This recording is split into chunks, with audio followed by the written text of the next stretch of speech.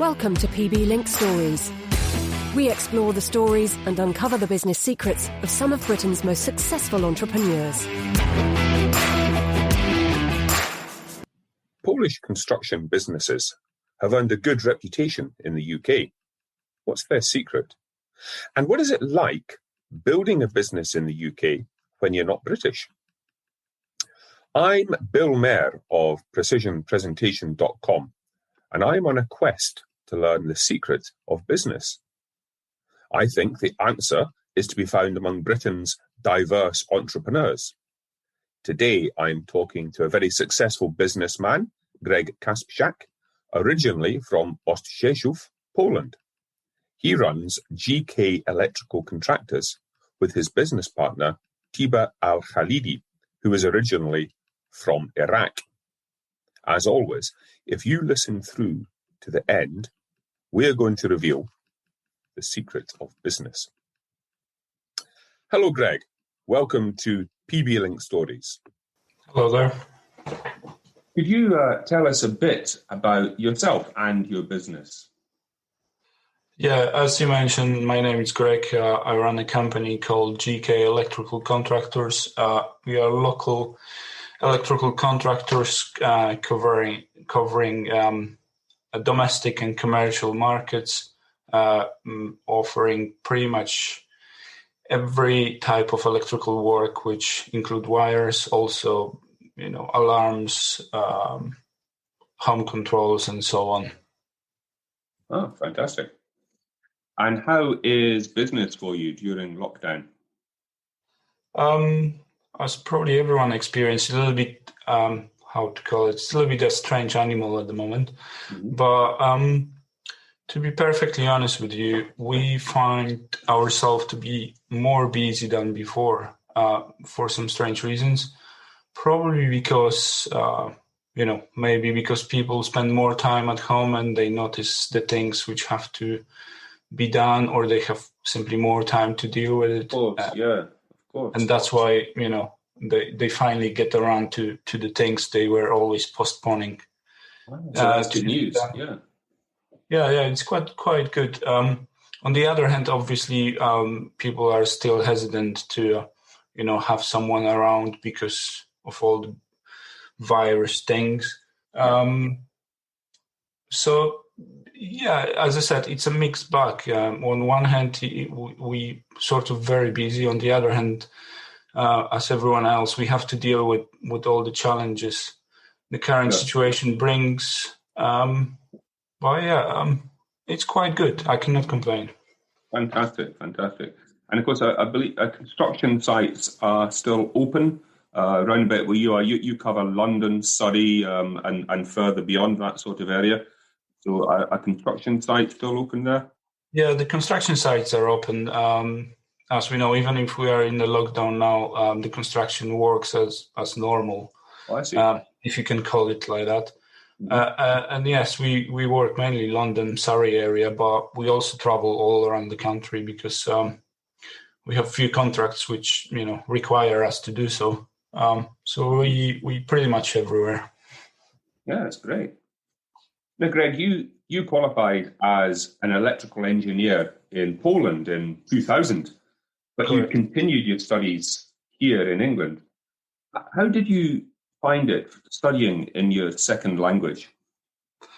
Well, it was difficult at the beginning. I arrived to UK in 2006, pretty much a few years after I finished my study back in Poland, and I arrived with what I call a school English, which the language you are taught at school. It's not necessarily the language you will use in everyday life, and make it even more difficult. In my profession, you have all these technical descriptions and names, which, at first it was really difficult to deal with. And the first thing I attempted to do it was to pass my 17th edition. It was 17th edition at that time. So just to bring my qualification back from Poland into, let's say, a British standards, I had to do that in the first place. And the 17th edition book, I actually read it from cover to cover 5 times, highlighting all the words which I didn't understand, then translating them into Polish, and then reading again and again and again. And I think because of that, I actually passed my test the first time, but it was challenging at first. Obviously now with time where, I know all the names and technical descriptions, it's much easier, but the first test, the big one, it was difficult. I cannot hide. I imagine. Exactly. As you say, especially with all the technical jargon, all the technical terms. Yeah. And Polish, I know I'm at the moment, I'm trying to learn Polish. I'm trying to study Polish, and I am appreciating just how vastly different the two languages are. It's quite a gulf. You look at Spanish and French, if you speak English, and you'll find a lot of equivalent. With Polish, it's just completely. So obviously, exactly the same for you. You've got to do exactly the same thing, but coming in the other direction with the added complication of all that technical stuff. So I take my hat off to you. Thank you. Greg, I'm very interested in the claim by Glenn Llopis, the Cuban-American tycoon. He says, the immigrant entrepreneur mindset is one that we should all aspire to. It's adaptable, it's responsive, it's resilient. It's always looking for new opportunities. Of course, you're Polish and your business partner is Iraqi. Have you found advantages or disadvantages building your business in England? Yeah, there was plenty. As I mentioned, I arrived in 2006 with 400 pounds in my pocket, and I stood outside Victoria Station, wondering what I'm going to do next. And almost 15 years after that, I have my own business. But yes, there was plenty of challenges. Trying to establish myself on the market, trying to show people what actually we can do. I believe, as a Polish person, our work ethics, that's what helped us to sort of stand out a little bit from the market. And until today, pretty much most of my workforce is Polish, because I simply know what they do, how they do it, and what I can expect from them. And attention to detail and things like that, it's important, and that's what we pride ourselves on. But on the other hand, there is still lots of, misunderstanding about, business owners or entrepreneurs coming from abroad, which people, reject working from us. So, with us. So it's sometimes tricky situation, but I find the benefits of, we always push forward no matter what. Maybe simply because, as I mentioned, I came with little money, with nothing, no connection, knowing no one in UK, and still managed to, establish myself here and open a business and run a successful business for many years now. This persistence, this persistence to get things done, which I think it's very helpful in the way how you can run your business and how you can, serve your clients. They see you actually care about what you're doing and you want to get it done to the best, in the best way. Absolutely. And definitely, the mix with my business partner, my wife, actually, who is from Iraq. You could say it's completely two different countries and two different cultures and things like that. But actually, we are surprisingly close to how we've been raised and what values we carry in life and what values we carry in business, which makes very easy to work together. Yeah.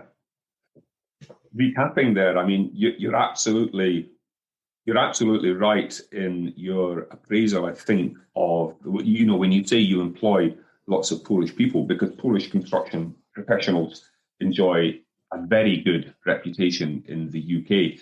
And I think actually it is deserved. It goes back to this immigrant, what is it, Glenn Yopi's called it, immigrant entrepreneur mindset, this determination to make the best of every situation and do their best. So it's absolutely that yours is an amazing story. £400 in your pocket, and you built a substantial, successful business in another country. That's very admirable. Again, I take my hat off.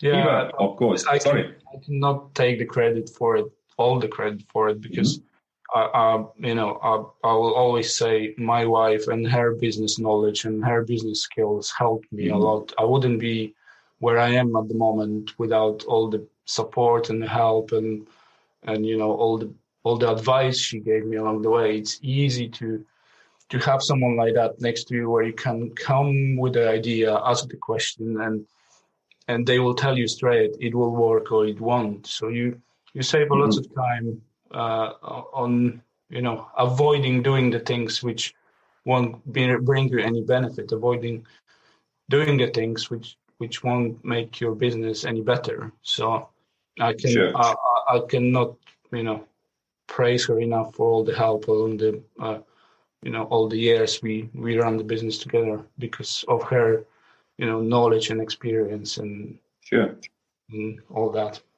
Of course, Tiba, your wife, she is a highly regarded business coach and also has her own business doing business coaching, which again is very successful and very high profile. So yeah, again, I can understand how that's been a great advantage to you.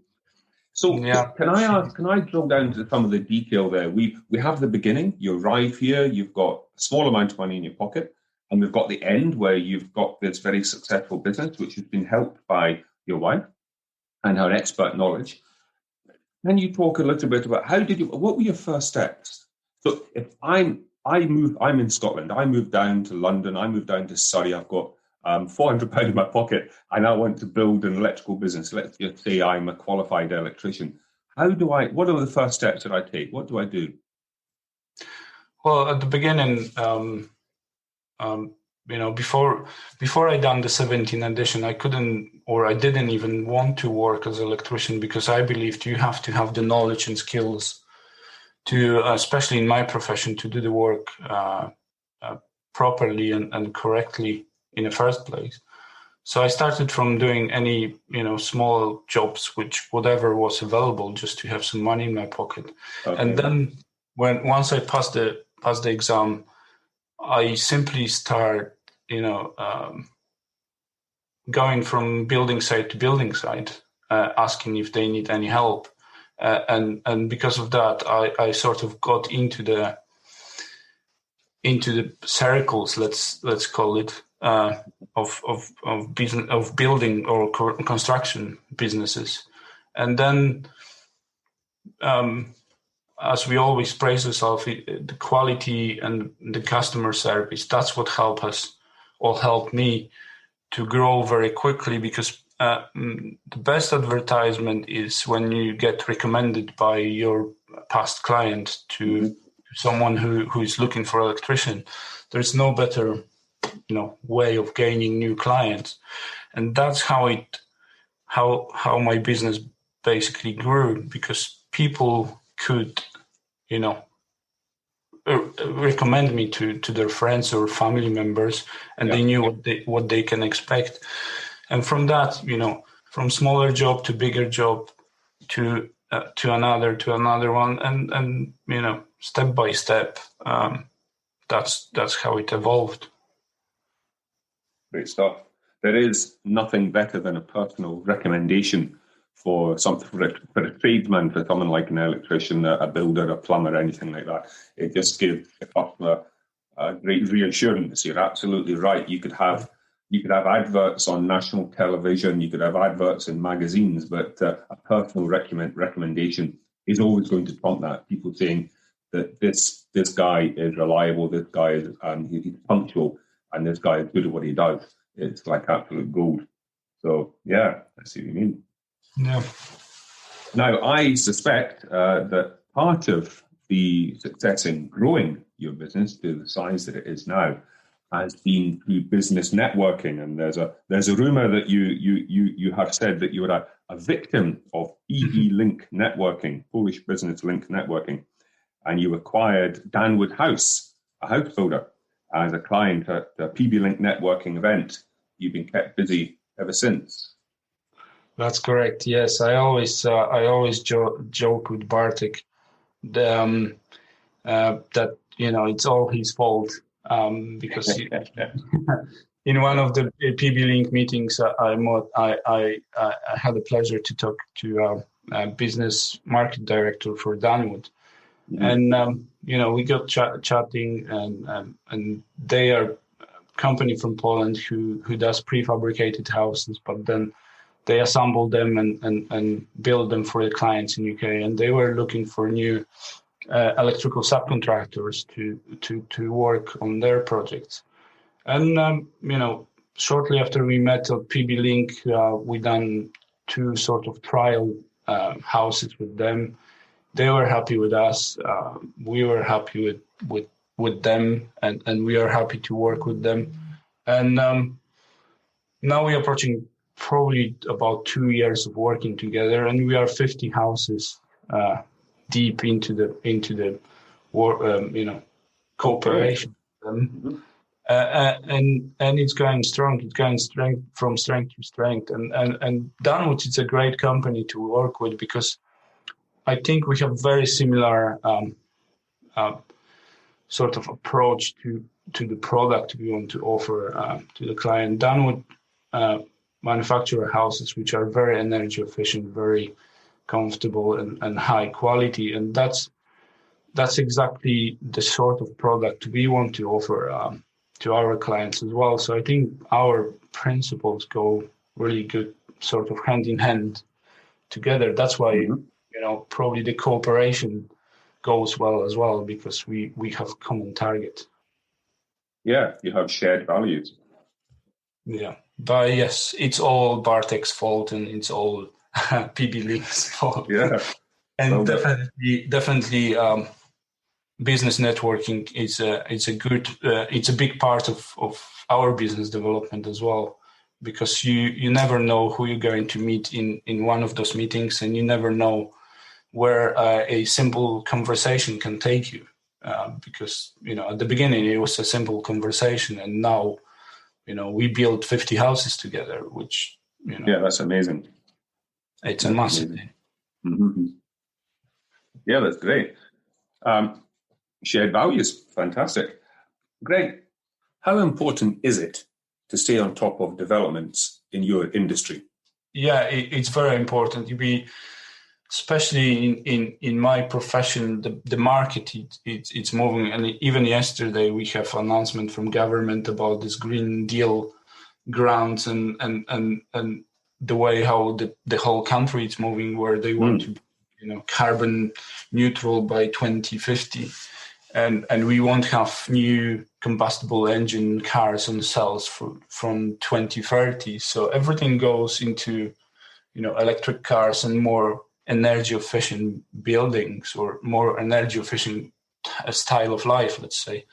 And we have to keep up with this movement. So that's why I do every year plenty of new trainings. We are accredited installers for car chargers. We have skills to do solar panels.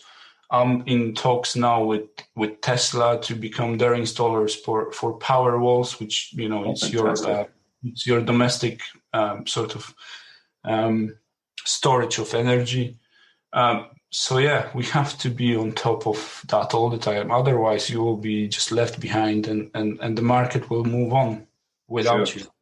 Sure, that's great news. I remember I think it was yesterday, the announcement came out that we're not going to be able to buy new diesel or petrol cars in a few years. What was the year that you said there when we can't buy new petrol cars? Right. 2030. And so again, this is quite good news for you, because you can specialize. One of the things you can specialize in, so that's great for your future. Yeah. I had been wondering about your business, especially you do a lot of stuff with Danwood House. Will Brexit affect your business? So obviously, stuff like electric cars, that's not going to make any difference at all. You're on top of that and you're ready for it. But do you have a lot of customers like Danwood that Brexit might affect them and that might have a knock-on effect with you?